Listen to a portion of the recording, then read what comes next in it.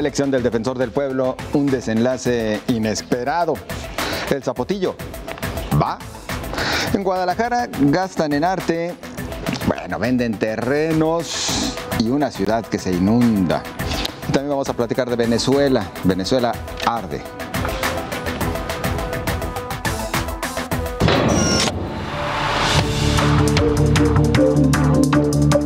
Después de tanto jaloneo político y el rumor de un estancamiento en la designación del ombudsman, los diputados eligen a uno de los 29 candidatos. Los legisladores de Movimiento Ciudadano pasaron de ser los únicos en transparentar su voto a favor de Guadalupe Ramos Ponce a sospechosos de una simulación, ya que al final le retiraron su apoyo. Es Pedro Kumamoto el único que mantuvo su respaldo a la titular de CLADEN.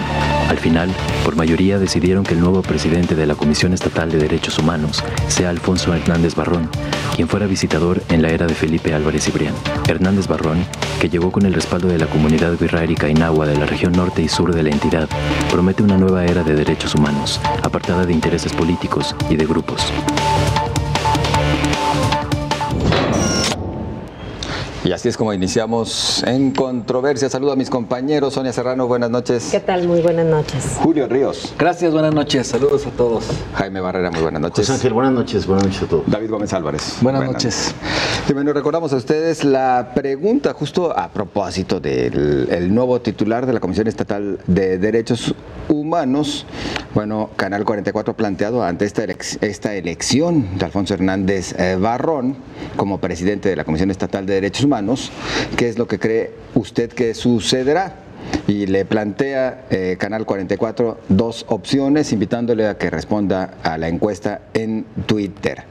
Dicen pues que por una parte se podría ver beneficiada la Comisión Estatal de Derechos Humanos y por la otra parte usted aprecia que no habrá cambios. Bueno, esperamos su participación. ¿Qué hay en realidad? ¿Continuidad? ¿Más de lo mismo, como algunos dicen en la Comisión Estatal de Derechos Humanos, Sonia? Es un perfil muy diferente al del anterior presidente, aun cuando haya trabajado mucho tiempo con él. Quizá lo que en este momento podríamos cuestionarle a Hernández Barrón es el silencio que mantuvo durante todo el tiempo que trabajó para la Comisión Estatal de Derechos Humanos, siendo presidente Felipe de Jesús Álvarez Cibrián, y que nunca denunció lo que estaba sucediendo, pero que incluso se vio beneficiado de algunas de estos temas que se han cuestionado, en particular el tema de la familia contratada en la misma comisión. Es un perfil mucho más familiarizado con la defensa de los derechos humanos, me parece, y que tiene cierto respaldo de algunos sectores sociales y de algunas organizaciones, no solamente el tema de la comunidad huichola, sino de algunas otras organizaciones. Y creo que en el momento en que se entrampa la elección, porque hay un veto clarísimo a Guadalupe Ramos por parte del Partido Acción Nacional al principio, y después por parte del PRI, muy creo asusado desde el gobierno del estado, desde algunas oficinas del gobierno del estado, de pedirle a los diputados que por ningún motivo se respaldara a Guadalupe Ramos. Y ante este veto, creo que Movimiento Ciudadano tiene que renunciar. Esto es bastante común en el Congreso del Estado, cuando a tu candidato no va a tener la posibilidad de ganar, buscar una vía alterna que la encuentran en Hernández Barrón. No había manera para que saliera Guadalupe Ramos por lo que representa en términos de derechos sociales para la ideología panista y de ultraderecha. Por ahí no cabía, y no cabía en la fracción del PRI tampoco, porque en el PRI hay un sector de mujeres que están en contra del trabajo que ha hecho Guadalupe Ramos, porque consideran que pues hay que ser feminista, más de pose y más sin arriesgarte tanto y sin asumir algunos riesgos, ¿no? Guadalupe Ramos le era incómodo a todos los grupos de poder, ¿no, David? Sí, a mí me gustaría analizar la designación un poquito atrás desde el ángulo de cuáles son los intereses de las distintas fracciones. En efecto, coincido que Guadalupe Ramos, digamos, no satisfacía algunas bancadas, pero creo que lo primero que hay que recordar es que había ya un reparto. Se suponía que le tocaba Acción Nacional, la Comisión Estatal de Derechos Humanos.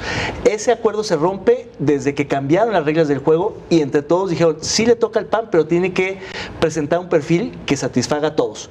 El PAN no le dio para presentar a alguien que diera la talla. Entonces, MC sí plantea, sí propone a Ramos Ponce, pero en efecto, lo paradójico es que el PRI no va con ese perfil cuando en realidad lo que requiere el Estado, Jalisco, es un ombudsman de alto perfil, y pensando en los escenarios electorales futuros, estaba en el interés del PRI apoyar a un perfil alto que después pudiera ser crítico y pudiera ser un contrapeso frente a la posibilidad de que Alfaro gane la gubernatura. Es decir, a la administración de Aristóteles le queda poco más de un año.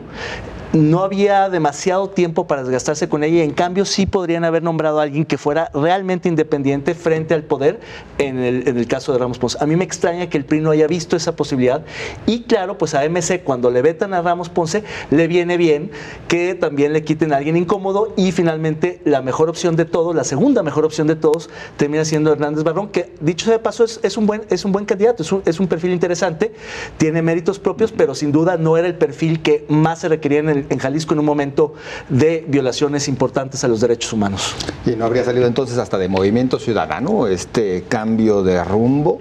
Bueno, ante la imposibilidad de llevar a su candidato, como ya lo plantearon, creo que su segunda mejor opción, como las de otros diputados, fue Hernández Barrón, un poco por tener las credenciales que tiene, la experiencia e incluso los resultados dentro de esta Comisión Estatal de Derechos Humanos que terminó su gestión ayer y que le ganaron el respaldo de las comunidades indígenas. O sea, dentro de una Comisión Estatal de Derechos Humanos cuestionada, la visitaduría, que era su responsabilidad, se ganó por los servicios que le prestó a las comunidades indígenas y en los conflictos que intervino y en las recomendaciones que hizo, el respeto y el respaldo de las comunidades indígenas, que son las primeras que lo postulan y no lo postulan nada más firmando. Para lograr el respaldo de las comunidades indígenas, tanto de nahuas como de la comunidad wixárika, era un sistema de asambleas que tenían que ir platicando, viendo, analizando y logra el respaldo ahí. Yo creo que eso le da un peso y una legitimidad importante.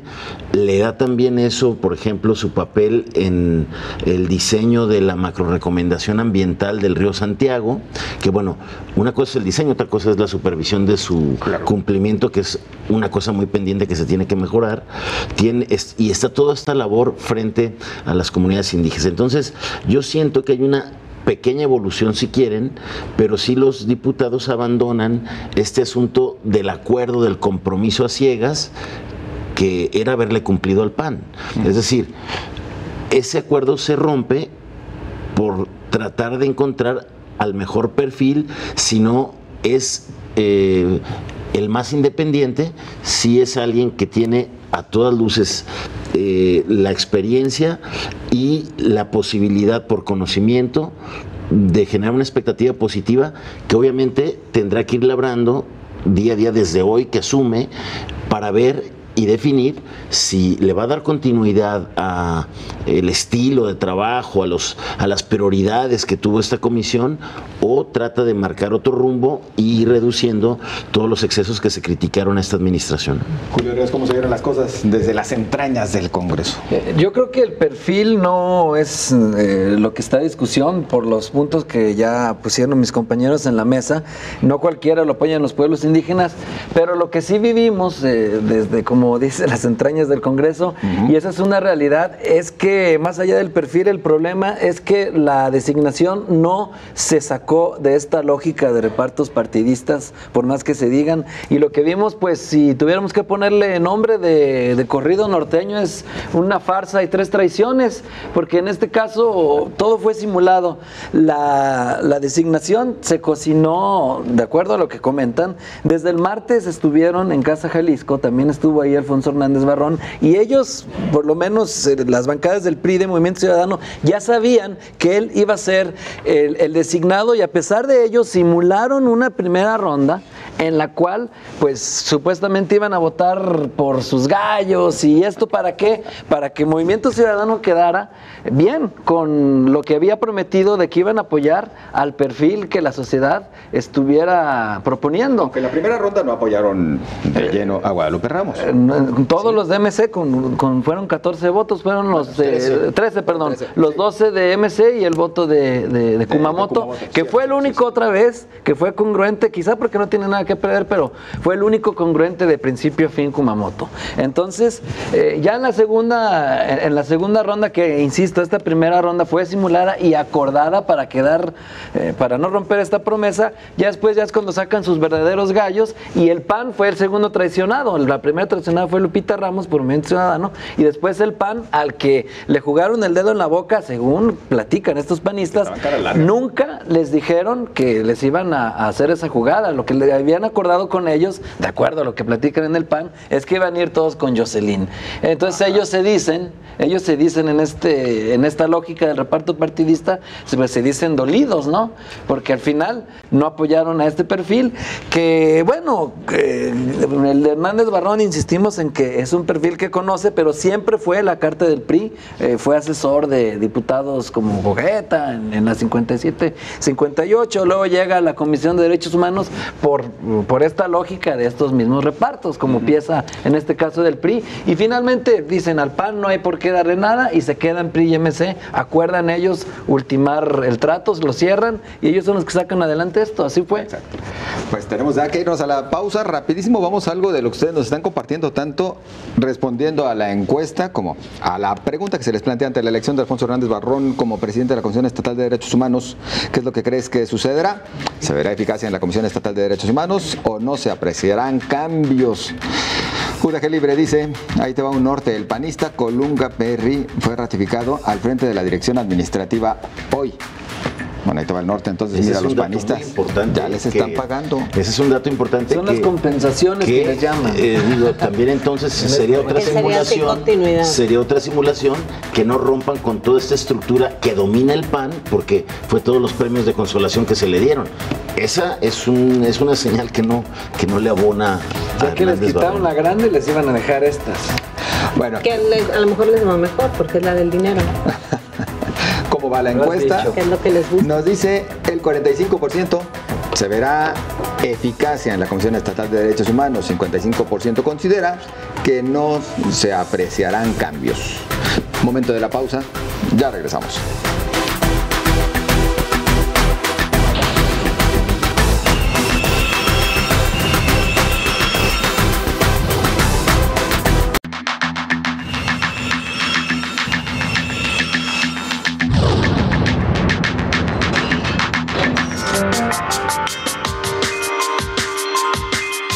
En duda el futuro de la presa El Zapotillo y más aún su utilidad para León, Guanajuato. El estudio de la UNOPS y la postura del gobernador de Jalisco, Jorge Aristóteles Sandoval, es que el proyecto va y con una cortina a una altura de 105 metros. Condiciona al Ejecutivo a que en el reparto de agua primero surte a Jalisco y el porcentaje debe ser a favor. Diputados de Movimiento Ciudadano proponen presentar una controversia constitucional para que la cortina quede en 80 metros y asegurar el abasto de líquido en nuestro estado. La diputada priista Anaí Holguín Rojas, presidenta de la Comisión Legislativa de Recursos Hidráulicos y Pesca, sostiene que esa propuesta solo obstaculiza el tema por razones políticas. Está asegurado que Guanajuato regrese el agua debidamente tratada. ¿Cuál es el destino? ¿Qué destino le depara la presa del Zapotillo? Julio Ríos ha estado, bueno, con todas las redes sociales. No va a haber presa del Zapotillo. El agua para Jalisco. Claro que hay que defender el agua para... Lo que no va a tener nunca es agua. Exactamente. Esta obra no se va a concretar y Temaca pues no va a morir. Ya hubo la Semana Cultural, ya están invitando para el 27 de agosto a la Feria del Chile, que no es la ratificación de mandato ni nada de eso, aunque sea la misma fecha, sino la Feria del Chile de Temaca. Y la gente no se está yendo de sus casas tampoco. Eso es mentira. De 177 propiedades, lo que reportan los habitantes es que 157 no han sido vendidas. El censo de, ¿cómo se llama el que lo levantó? Don Ponchito. De Don Poncho. Él fue casa, sin asesores, sin millones ni nada. Él fue casa por casa a preguntarle a la gente. No se necesita más. Y ahorita que veamos la cápsula, más bien la controversia constitucional que van a presentar es en contra del del derecho de vía que no se tramitó de forma correcta para hacer el acueducto, y yo creo que es una vía pues adecuada, porque hay que recordar que si nos vamos al convenio del 2005 ya es muy desventajoso, ya no hay agua para Jalisco, y lo que puede evitar que se vaya este líquido a las empresas de Guanajuato, porque hay que recordar que no va a ser para la gente de este estado, aunque les estén diciendo esto, es la mejor manera pues de que este acueducto se pueda suspender, porque de otra forma una renegociación, pues si yo fuera de Guanajuato, pues claro que no voy a aceptar negociar lo que ya tengo, ¿no? Que es toda esta agua con estos cláusulas leoninas. Entonces esta vía es muy interesante y pareciera que pudiera tener éxito si se sigue la misma lógica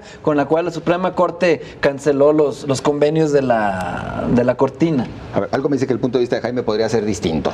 Zapotillo no va, como dice Julio. Se está armando el debate al que convocó el gobierno del estado cuando dio a conocer este estudio de la UNOPS, en base al cual opta por la cortina 105 metros, pide una disculpa por no cumplir con aquella promesa del tuit famoso de principios de 2013, y un poco para atenuar ahí la decisión, dice que sin embargo no va a tener una gota de inundación los pueblos de Temaca hasta que tengan la infraestructura para darle el agua a la zona de los Altos y que llegue el agua a Guadalajara. Para que eso suceda, pues falta muchísimo, ¿no?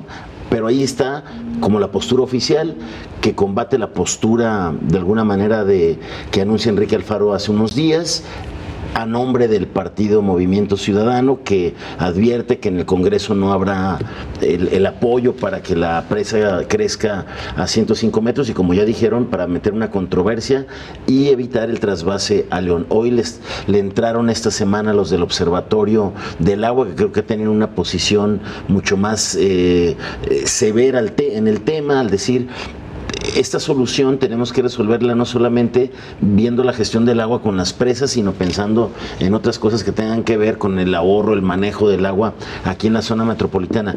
Y mañana le entra el Consejo Ciudadano Metropolitano, parte del IMEPLAN, que será interesante escuchar qué hacen.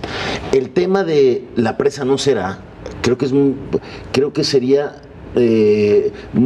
complicaría mucho el futuro del Estado, pese a todo lo que se ha hecho mal, ¿no? Y pese a la violación clara de derechos que serían contra un pueblo a defenderlo. Y bueno, para que eso pase, primero tienen que ganar los litigios de los que ya hablamos, van ganando ellos ante la Corte. Pero sí, yo creo que se tiene que discutir con la idea que se tiene que tomar una decisión. El Estado necesita agua adicional y no se puede dejar una inversión de ese tamaño ahí sin utilizar. Yo creo que eso no va a pasar, que se quede una infraestructura ahí sin utilizar, porque el Estado tiene un déficit claro ya de agua. Creo que lo que se tiene que discutir es una decisión de cómo traemos agua y cómo la gestionamos aquí de mejor forma, pero tomando decisiones que nos saquen de esta inercia de 30 años de siempre empantanar las cosas y las decisiones para traer agua. Es un gran reto que tenemos como comunidad, eso es lo que yo veo. Todos le hacemos bolas cuando se trata de agua. A mí me sigue pareciendo extraño que después de este anuncio que hace el gobernador del estudio de UNOPS, en muchos meses previos no había pasado nada, me refiero a las acciones, y después de eso no ha pasado nada. Es decir, no entiendo para qué hacer un anuncio si no vas a actuar.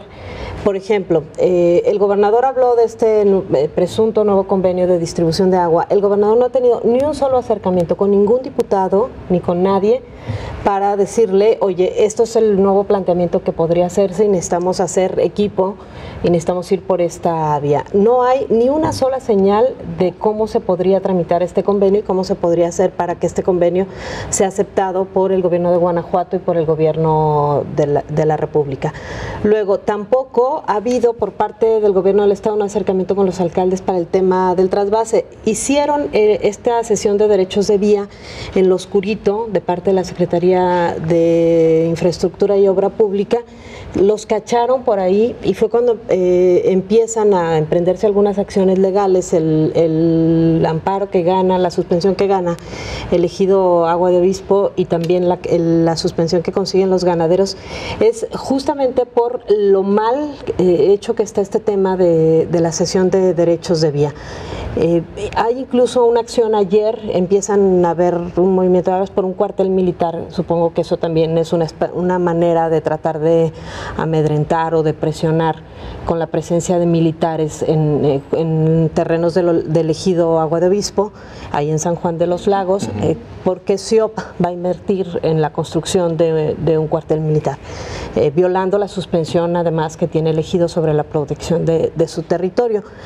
¿Qué me parece? Pues si todo lo sigues haciendo mal desde la parte de vista, desde el punto de vista jurídico, y además las acciones que tendrías que emprender para que esto por lo menos haya señales de que va a avanzar o de que tienes algún interés, pues está bien. Y al otro se suma pues el desastre que hay con respecto a los contratos y a las empresas. Las empresas que están construyendo la presa ya la abandonaron, ya salieron de ahí, una nota que sacó Milenio. Y en el caso de la empresa que recibió la concesión, pues todavía no encuentra dinero, no tiene un peso a Bengoa para hacer la obra, y la empresa Prana Capital, con la que firmó el convenio para que sea la que invierte, ya le dijo: yo mientras no me garantices la viabilidad del proyecto y no me garantices que está resuelta la parte social y la parte jurídica, yo no le voy a invertir ni un peso. Entonces a Bengoa sigue igual ahorita que hace 2-3 años que intentaron rescatarla, no tiene ni un peso y no puede empezar una obra que tendría que haber entregado desde 2014. ¿Será un elefante blanco entonces, David? Bueno, yo creo que por lo pronto pasará un tiempo, por lo menos las elecciones, en que no se mueva nada. Creo que ahorita hay una guerra por el agua en el plano discursivo. Pero si nos vamos atrás históricamente, desde el famoso crédito japonés que fracasó, precisamente no porque se politizara. Creo que la politización de los asuntos públicos es sana. Lo que está ocurriendo es una partidización donde justamente de nueva cuenta los políticos quieren llevar agua a su molino, no tanto llevar agua a Jalisco. Y cada uno, el crédito japonés estuvo donde estamos hoy. Exacto. Que era todo el sistema, la presa de la Zurda Calderón, que es esto mismo, ¿no? Y entonces en ese sentido yo creo que tanto el contrato de UNOPS o el estudio de UNOPS fracasó como la posibilidad de un acuerdo entre partidos. Me explico. Creo que se apostó por un agente externo, una agencia de Naciones Unidas, para que buscara una solución técnica a profundidad, no cuestionada. Al final fue un estudio que muchos están cuestionando, no sirvió para mediar, no sirvió para acercar las partes, costó muchísimo dinero y fracasó. Creo que lo que va a terminar ocurriendo es que este asunto no sea necesariamente atraído por la Federación, pero sí, digamos, sacado de las esferas partidarias y que no caiga únicamente digamos, en la égida del gobernador y del Congreso. Pues es que la Federación es la que debió haber entrado desde hace mucho. No está entrando, no ha querido entrar a la Comisión Nacional del Agua, y creo que en parte el gobernador hace estos anuncios sin ninguna implicación operativa real, simplemente para allanarle el camino también a la Comisión Nacional del Agua, que va a tener que entrar a decir: señores, esto es por cuenca, no por demarcaciones o jurisdicciones administrativas. Hay que pensar el país de manera un poquito más integral, porque bueno, en León los Altos necesitan el agua de ahí y viceversa. Muchas veces, si nosotros lo vemos solamente como que es agua de Jalisco que se van a llevar a León o a Guanajuato, pues el Estado de México podría decir: nos quedamos con toda el agua del Lerma y no le dejamos nada de descubrimiento. Pero tiene que ser equitativo también. O sea, el agua no tiene dueño, pero no estos acuerdos leoninos. O sea, a mí me parece que eso es un discurso que trata de alguna manera manipular. En realidad estamos hablando de modificaciones de situaciones naturales. No es que el agua le pertenezca a uno u otro. Estamos hablando del desvío de un cauce que tendría que llegar a una zona para mandarlo a otra zona. Son cosas completamente diferentes a lo que sucede naturalmente con estas cuencas. La otra parte también que creo es importante en todo esto que está sucediendo, yo no creo que pase tanto por las diferencias políticas el que esté atorada la obra, porque por muy que Movimiento Ciudadano hable y diga, o por muy que el Observatorio del Agua cuestione, el problema no ha sido ese, el problema es la corrupción y los errores que han cometido, lo que algunos han llamado el cártel del agua, ¿no? O sea, han cometido tantos errores en los procedimientos, han hecho todo en lo oscurito y han cometido tantos actos de corrupción que ellos mismos se han enredado. Es decir, todas las resoluciones que tienen paradas la obra tienen que ver con los errores que ellos han cometido. Sí, a ver, previo al debate del agua, ¿qué se tiene que venir y se tiene que dar? El tema es resolver todos los conflictos legales que decidieron actos autoritarios, que se brincaron las reglas ambientales, que se brincaron todos los temas de derechos de los que estaban ahí, ¿no? Entonces, si se queda yo escuchaba ayer escuchaba al alcalde de San Juan de los Lagos que en una entrevista aquí en Radio Universidad que le preguntaban sobre una reunión que hubo hace meses con los presidentes municipales por donde va a pasar el acueducto. No les dijeron nada, o sea, no les proporcionaron. ¿Cómo vas a sumar a los alcaldes de la región para que sepan el beneficio que va? No saben ni cuánto va a costar el agua, no saben ni por dónde va a pasar el acueducto, no saben cómo afecta a la producción, por ejemplo, si afecta a pasos de ganado, si cruza por zonas de siembra, no saben absolutamente nada. Si el gobierno del Estado tuviera intención verdadera de que el proyecto caminara, yo creo que al menos a los alcaldes de los municipios que van a verse afectados por el acueducto ya les hubiera dado la información. Bueno, seguro habrá oportunidad de leer sus comentarios un poquito más adelante. Por lo pronto tenemos que irnos a la pausa. Bueno, ¿cuál es el destino? ¿Qué destino le depara a la presa El Zapotillo? Es la pregunta que ha planteado Canal 44. Siga usted respondiendo @ Canal 44 TV. Robert Sandoval dice: a José Ángel no le gusta lo que dice Julio porque en el timbre él y su compañero quieren que se inunde Temaca. Son PRI. Ahora soy PRI porque quiero... A ver, yo sí creo que tenemos necesidad del agua. Y yo sí he dicho, he estado a favor de la que tampoco se realizó aquí abajo. No la desperdicio, mira, me la tomo toda el agua. Pero bueno, ahora soy PRI y estoy en tu contra. No, ¿qué pasa? No, pero estamos de acuerdo, si se queda esto como elefante blanco es por la corrupción y el menosprecio a que no pasa nada si se viola la ley, es por eso. Bueno, no es culpa de los habitantes que están en su derecho de defender lo suyo. Ya comprendo a Omar García cuando le dicen que es priista. Regresamos.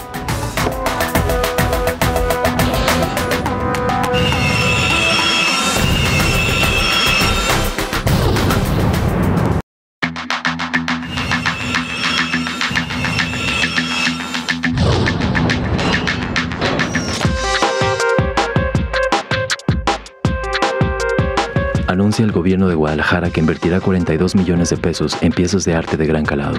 Inauguró ya un bolígrafo en honor a escritores y periodistas caídos con valor de 1.392.000 pesos. Además, ha anunciado que adquirió la escultura conocida ya popularmente como La Cabeza Hueca al vocalista de Cuca, José Force, a quien le pagó 4.5 millones de pesos. También vecinos del DEAN han puesto en evidencia que un predio público cercano al parque será puesto en venta por el ayuntamiento al mejor postor para construcción de un condominio con impacto ambiental y vehicular en la zona. Mientras tanto, 2 tormentas han puesto a prueba el sistema y las inundaciones continuaron en la zona, pero además en otras partes de la ciudad, López Cotilla y Avenida Chapultepec.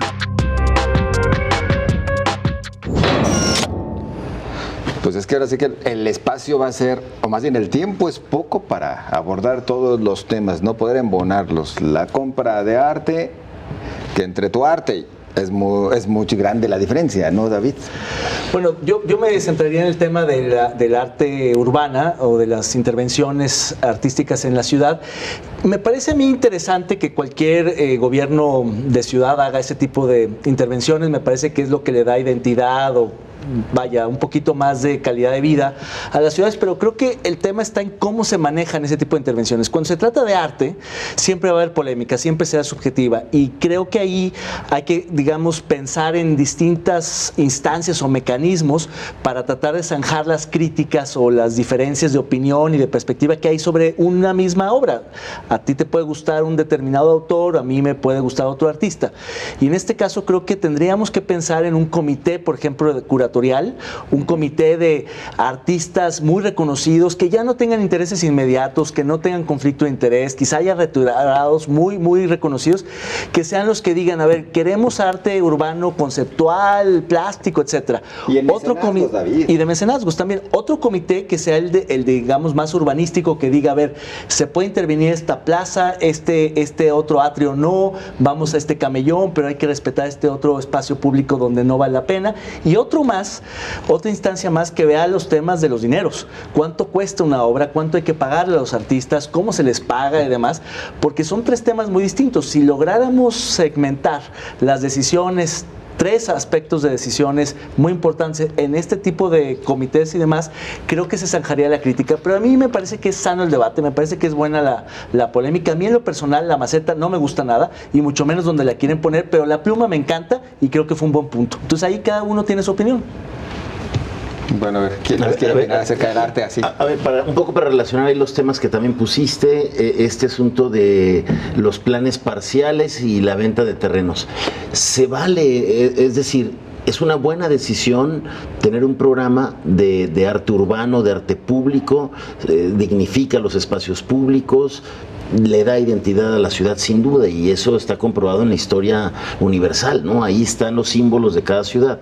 El tema es cómo se está haciendo, y este asunto lo empieza a detonar el macetón de Force, pero lo termina de detonar en la pluma de Pedro Escapa, ¿no? Que bueno, yo también me pregunto lo de la pluma, porque pues más allá de este homenaje a periodistas caídos, pues yo diría que se tendría que honrar todos los días, y con quien, uno de los sectores con quien más se ha peleado el alcalde es justamente con los periodistas, ¿no? Pues bueno, desde ahí yo diría, hace falta ver cuáles fueron los criterios para definir qué tipo de arte, qué tipo de artistas, a cuánto precio, cómo también, fue un debate que no se abrió, se toma en sigilo, se toma como una decisión personal, y eso se empieza a debatir, si ustedes se acuerdan, desde la restauración de la glorieta de la Minerva, cuando todo el mundo dijo, es una buena decisión darle mantenimiento a una escultura que es símbolo de la ciudad, pero jamás se abrió, jamás hubo una licitación.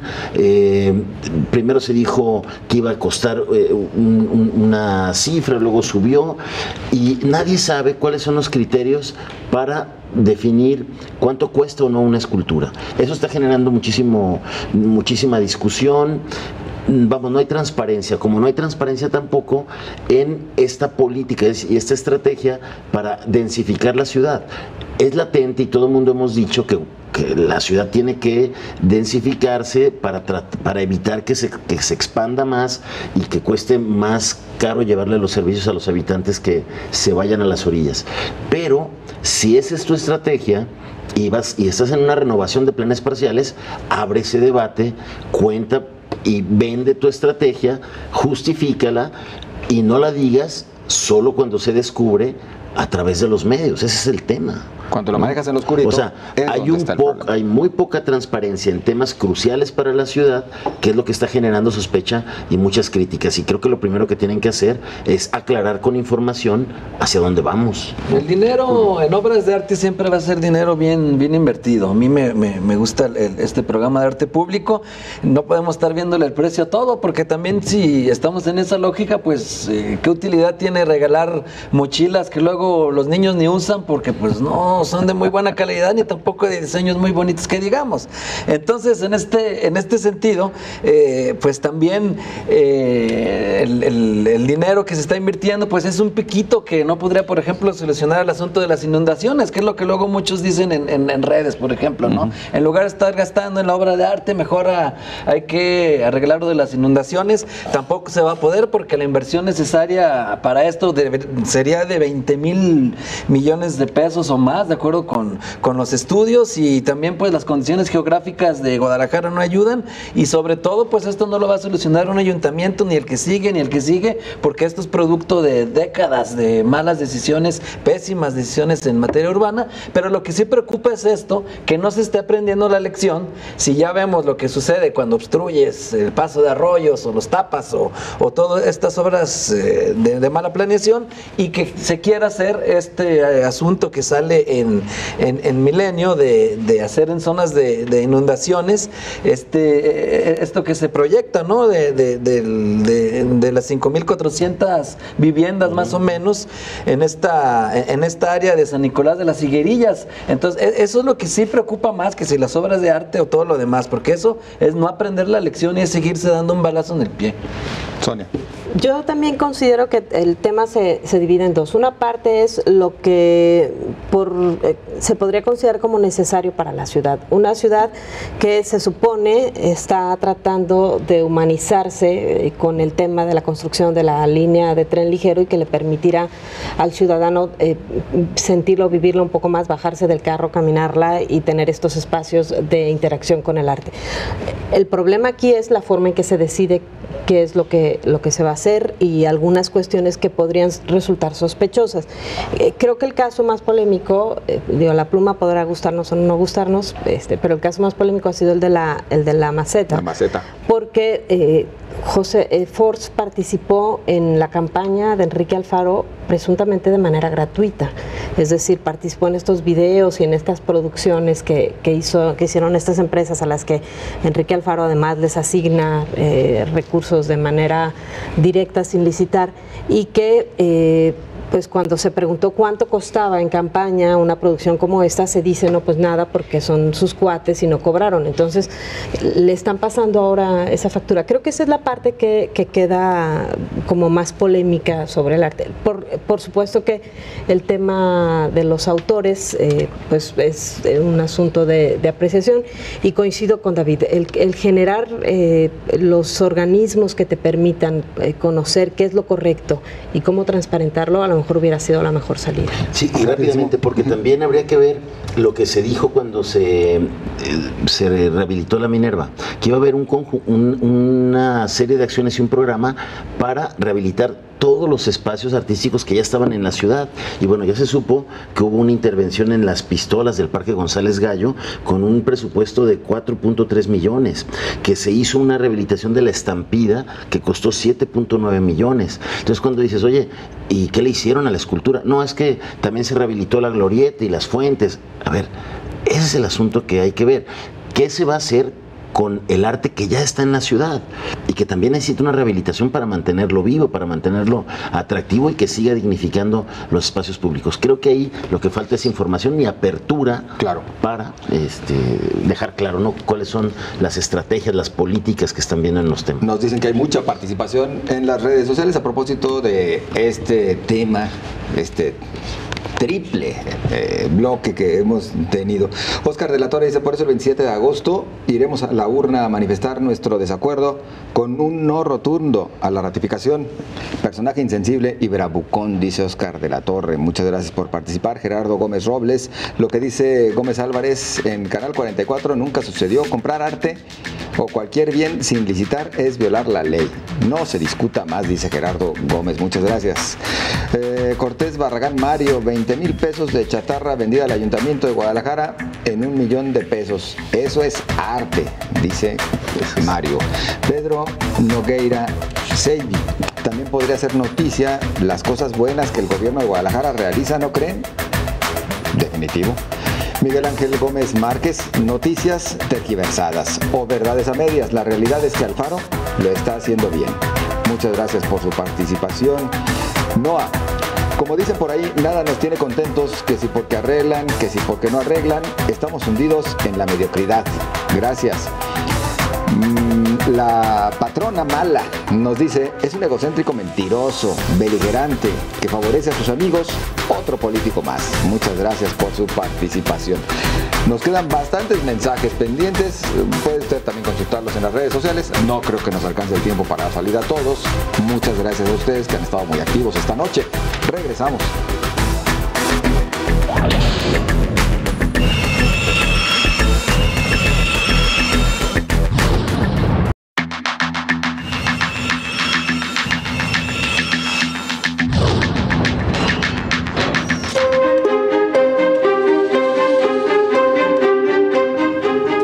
De actos violentos, más de 12 muertos y atentados contra policías antidisturbios, fue realizada la consulta para impulsar la denominada constituyente.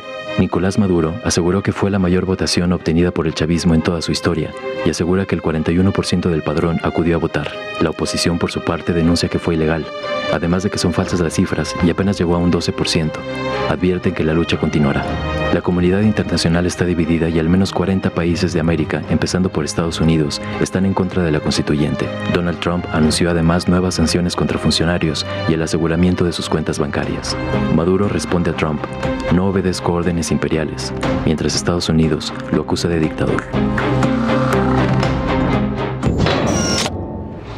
Bueno, y en Venezuela la situación se sigue complicando, sí, pero también la reacción de la comunidad internacional no ha sido la que tal vez algunos esperarían, ¿no? Es decir, hasta el momento la intervención de varias naciones ha sido tibia, según algunos analistas consideran, y hay otros que dicen, bueno, pues es que no intervencionismo. ¿Cuál es la postura, Sonia?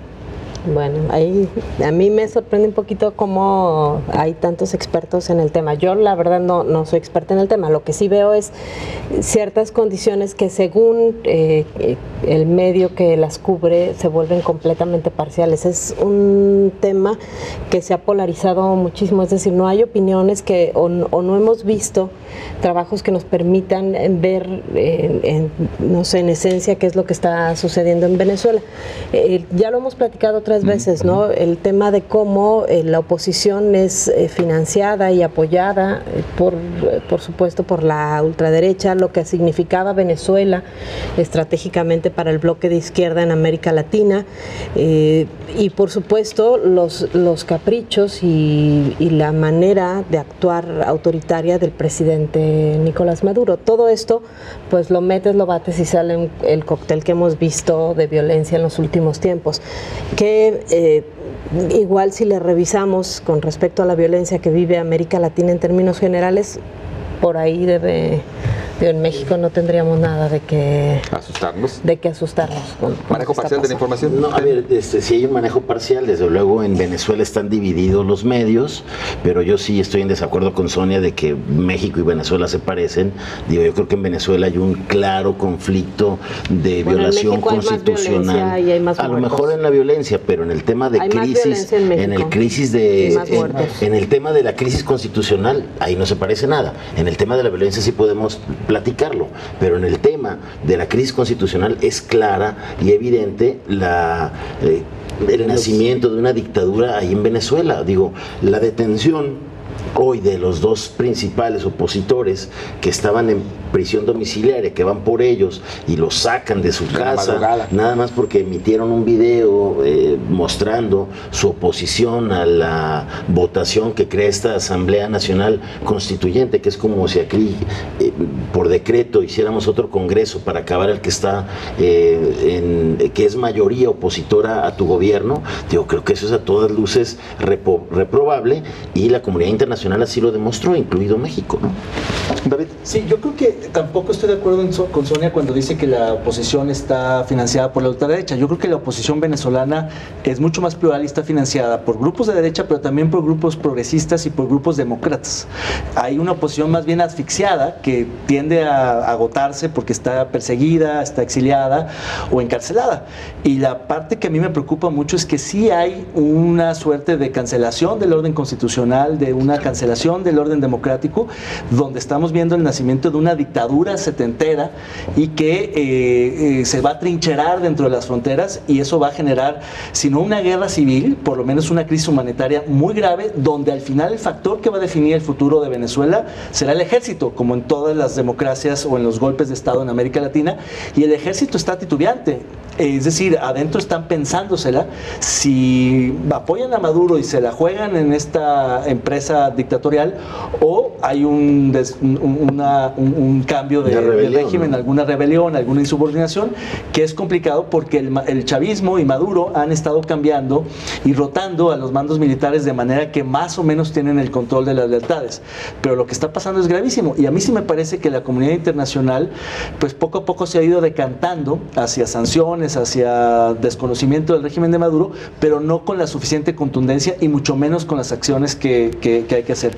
A mí me sorprende mucho que haya analistas en México que todavía piensen que Leopoldo López realmente fue un golpista en el 2002, o que la no intervención como una tradición de la política exterior mexicana aplica en este caso cuando hay muertos, perseguidos, cancelaciones de derecho, cierre de medios de comunicación y un colapso económico. Sí es muy delicado lo que está pasando en Venezuela, y yo creo que ahí México podría jugar un rol mucho más activo y definido en torno a... Pero no tiene cara tampoco, no tienen cara en México para hablar de la adulteración de la democracia, cuando el PRI lo hizo durante décadas y lo acaba de hacer hace meses en el Estado de México con sus fraudes también.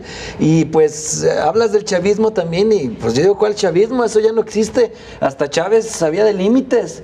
Maduro Ese no. es el problema. Maduro no. O sea, antes de los procesos electorales en Venezuela eran reconocidos hasta por Jimmy Carter y su observatorio como los mejores del mundo. Ahora tuvieron que apelar a un fraude electoral clarísimo el domingo para tener esta constituyente, que lo que busca es sentar las bases de, ahora sí, supuestamente un régimen a modo. La única salida, sin parecer extremista, yo no descartaría una revolución en el corto o mediano plazo, y esto que viene de las posibles sanciones y el rompimiento de relaciones diplomáticas, sin duda sería contraproducente para el pueblo de Venezuela, porque pues ahí tienen una recesión de 4 o 5 años, dependen de las importaciones, el 70% de lo que consumen los venezolanos viene del exterior, y pues este conflicto diplomático no para nada sería bueno, es devastador, y yo dudo que no tuviera unos efectos contrarios de lo que se espera. A ver, lo que también hay que decir, que Chávez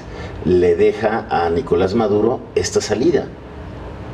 La Constitución venezolana le da la facultad al presidente de convocar a una Asamblea Nacional Constituyente, pero vamos, la está convocando como último recurso a una crisis que va creciendo desde marzo, que intentó por primera vez, ahora sí, romper constitucionalmente sin el respaldo de la Constitución, cuando quiso vía tribunal, que en teoría también es un poder independiente, anular esa asamblea cuando recién estaba constituida, ¿no?